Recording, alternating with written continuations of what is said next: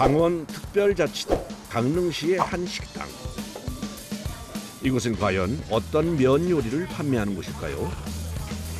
도톰한 면을 보니 아무래도 칼국수집인 것 같은데요. 그런데 국물에 순두부가 들어있네요.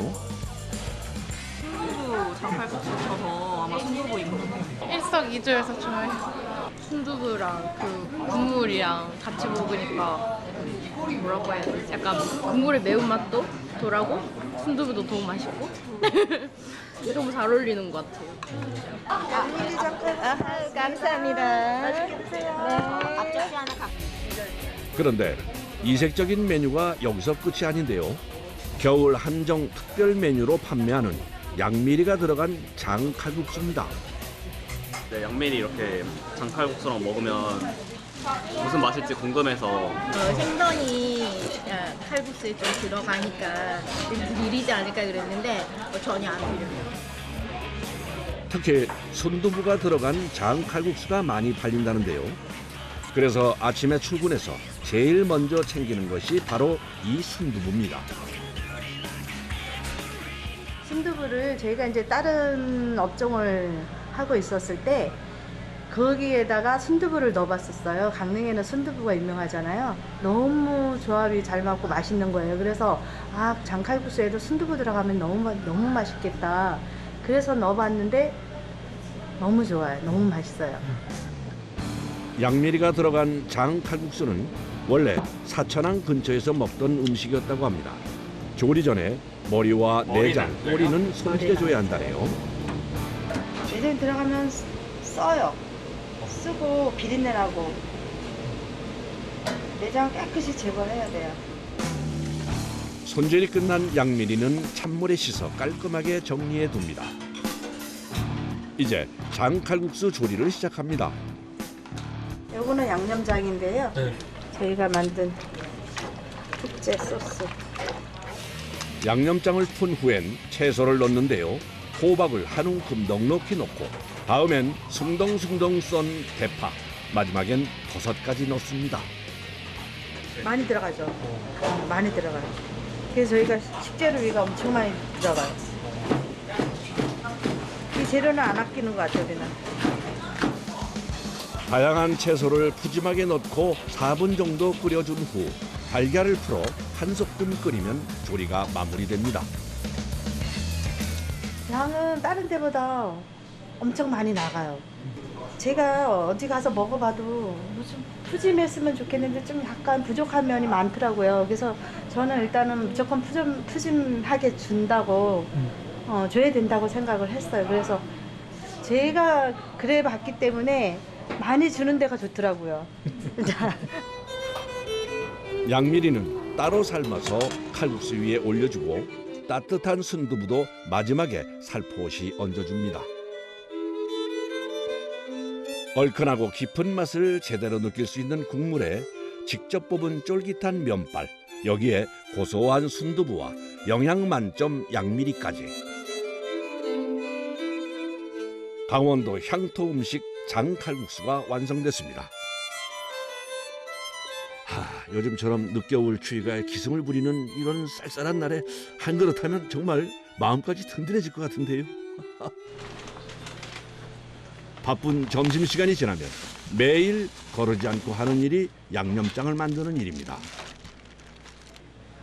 고향에 친정 오빠가 원주 사는데 원주 직접 기른 고추예요. 고춧가루예요. 매운맛을 내기 위해 넣는 것이 세 가지인데요. 국산 고춧가루와 베트남 고추, 마지막은 고추장입니다. 장은 그렇게 많이 안 들어가요. 네, 텁텁함도 그렇고 다른 양념으로 그 텁텁함을 잡아주거든요. 고추장을 넣는 것이 전통적인 장칼국수 조리법입니다. 새우를 볶아서 믹서기에 갈아서 양념장에 들어가거든요. 이렇게 새우를 볶아주면 비린내는 없어지고 감칠맛이 살아나 시원한 맛이 난다고 하네요. 그래서 양념장을 만들 때 제일 신경 쓰는 재료가 새우입니다.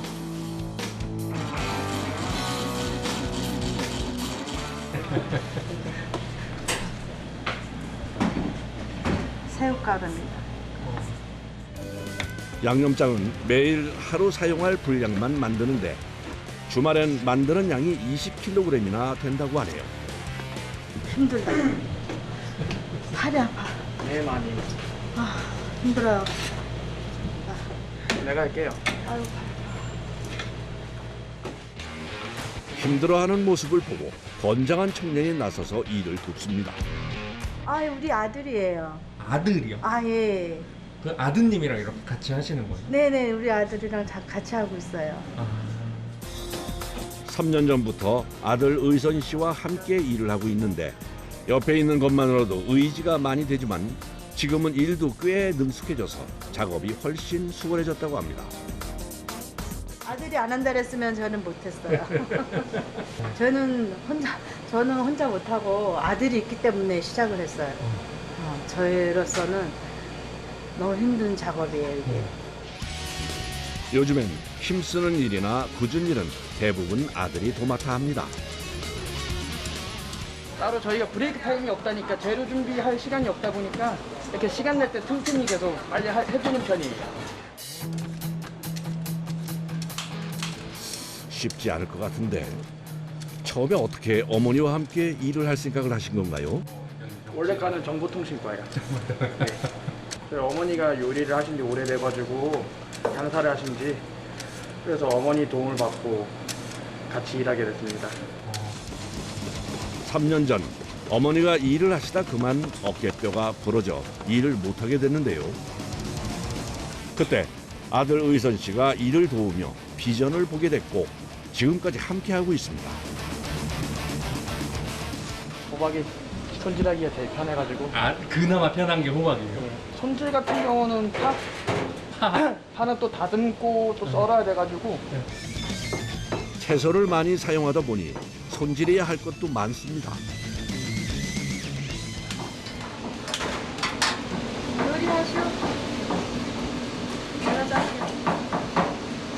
이게 편해요, 이게 편해요. 저도 이게 편해가지고 한번 주면 좋다 했잖아. 이번에 손질해야 할 재료는 대파입니다. 아들이 제일 싫어하는 대파. 이 손질하는 게 제일 싫대요. 대파 손질해주는 사람 있었으면 좋겠대. 사실 어머니는 아들이 싫어하는 대파 손질을 하시려고 자리를 바꾸신 겁니다. 힘들어하니 대신해주고 싶은 것이 어머니의 마음이죠. 요리는 힘들어요. 일단 물 앞에서 하는 것 자체도 힘들고. 그렇죠. 일단 힘들어 봐야 돼요.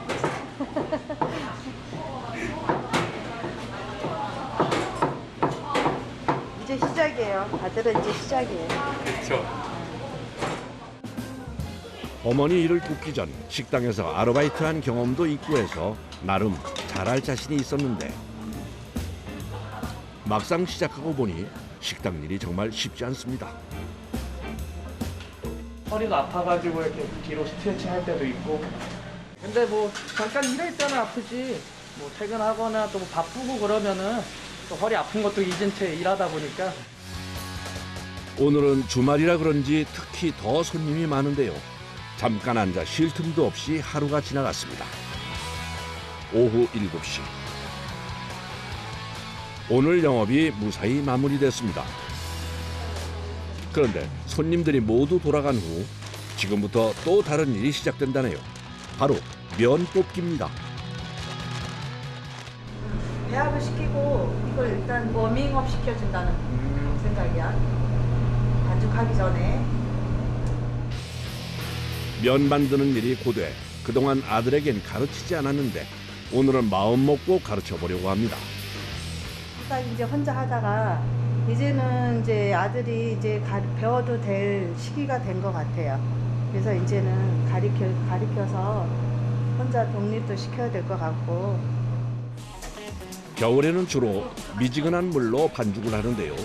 물 안엔 천일염을 넣어 간을 해놓은 상태입니다. 동그랗게 놓지 말고 왔다 갔다 해봐야지만. 네, 알겠습니다. 가리키는 대로 말합니다.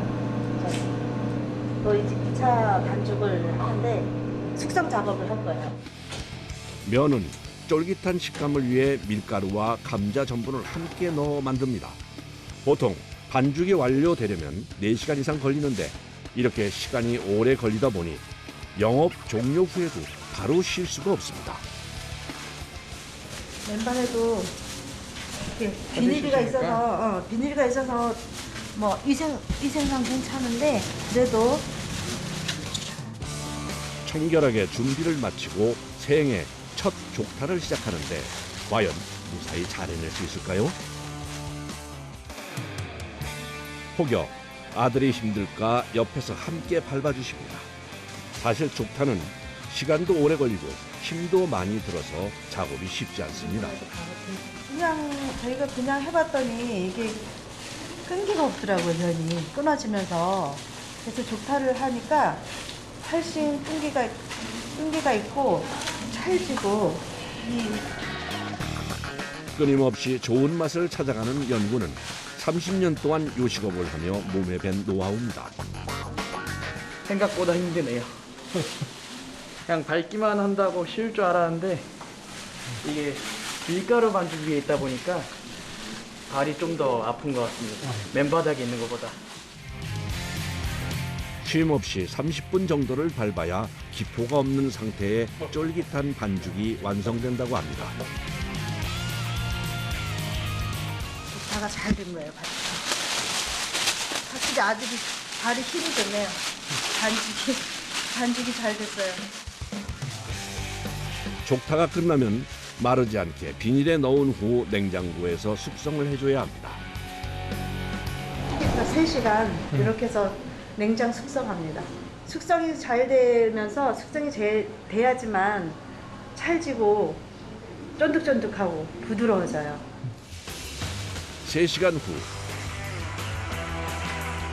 다시 반죽을 꺼내 드디어 면을 뽑습니다. 주말엔 20kg짜리 밀가루를 2포 정도 반죽해 면을 뽑는데요. 400인분 정도 되는 양입니다. 시행착오가 있었죠. 있기는. 쪽쪽 붙는 거예요. 아무리 전문가를 많이 넣어도. 그래가지고 또 버린 것도 있고. 그래갖고 이제 물 배합을 제대로 딱 맞게 제가 제 나름대로 노하우를 찾은 것 같아요. 반죽채로 숙성하는 것보다 면 상태로 하는 것이 더 쫄깃해 2차 숙성은 면을 뽑아서 합니다. 다음 날 아침에도 준비할 것들이 많아 보통 7시면 출근을 해야 합니다. 이제 넣을 거 재료 이제 준비하거든요. 대파를 손질할 때 따로 모아놨던 파뿌리는 깨끗하게 씻어서 육수에 사용하는데요. 감칠맛과 시원한 맛을 내는 좋은 재료가 된다고 합니다. 요즘 파뿌리가 이 육수가 제일 잘 우러나요. 다음엔 진한 맛을 내기 위해 디포리라고 불리는 마른 밴댕이를 준비합니다. 이것 말고도 좀 특별한 재료가 육수에 들어간다는데요. 볶은 옥수수. 구수한 맛이 나고 이 단맛이 살짝 은은한 단맛이 나요. 그러니까 그 다른 단맛을 첨가하지 않아도 이것만 넣으면 구수한 맛이 나고 된장 대신 넣는 그것도 있고. 육수통 속에 준비한 재료를 하나씩 넣습니다. 파뿌리부터 밴댕이, 볶은 옥수수 외에도 표고버섯과 다시마, 황태는 통째로 3마리나 들어가고요. 여기에 큼직하게 썬 무까지 정말 아낌없이 재료를 넣습니다. 맨날 까먹으시겠어요. 끝. 안 까먹어요. 네, 70, 80인분. 하루에 한 번 끓이는 거예요? 2번. 2번이나 네. 끓여요? 7, 80인분. 총 3시간 정도 푹 끓여야 하는데 쓴맛이 나지 않게 다시마는 먼저 빼준 후에 다시 2시간 이상 더 끓여줍니다. 육수 준비가 끝나면 바로 반찬 준비가 시작됩니다. 몇 개 나가요, 반찬이? 한 7, 8가지. 내가 반찬 하는 걸 좋아해요. 그래서 아들한테 맨날 욕먹어요. 보통 국수집은 반찬이 한두 가지 정도 나오던데 여긴 반찬이 많긴 많네요. 저희가 장칼국수집인지 백반집인지 많이들 물어보더라고요. 아무래도 저희가 직접 다 만들다 보니까 시간도 많이 들고 이제 힘도 많이 들다 보니까 줄이자 뭐 어머니가 고집이 좀 세신 편이라서 저도 그냥 포기했어요. 자주 만드는 반찬이 지금 만드는 무생채인데요. 호불호 없이 남녀노소 대부분 좋아해 많이 나간다고 합니다.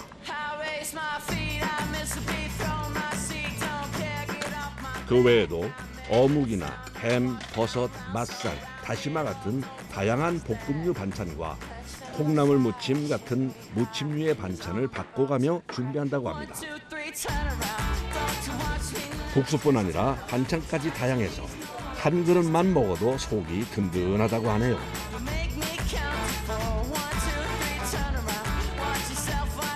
양이 좀 많아요. 푸짐합니다, 진짜. 한 끼 하고 배가 든든하죠, 이렇게 먹으면.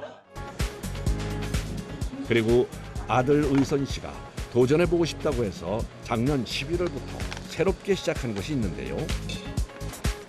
장칼국수 밀키트입니다. 여기 동해안 강원도 강릉에 오기에는 또 부담이 크다 보니까 장칼국수는 먹고 싶고 거리는 멀고 그러다 보니까 이제 밀키트를 시작하게 된 것 같습니다. 시작한 지 얼마 안 돼서 아직 주문이 많진 않지만 그래도 정성을 다해 열심히 만들고 있다고 하네요. 저희 오시는 손님 일단은 건강하고 모든 오시는 분들 건강하고 우리 가족 건강하고 행복했으면 좋겠고 잘 돼서 이 세대 우리 아들 딸들이 잘 됐으면 좋겠습니다.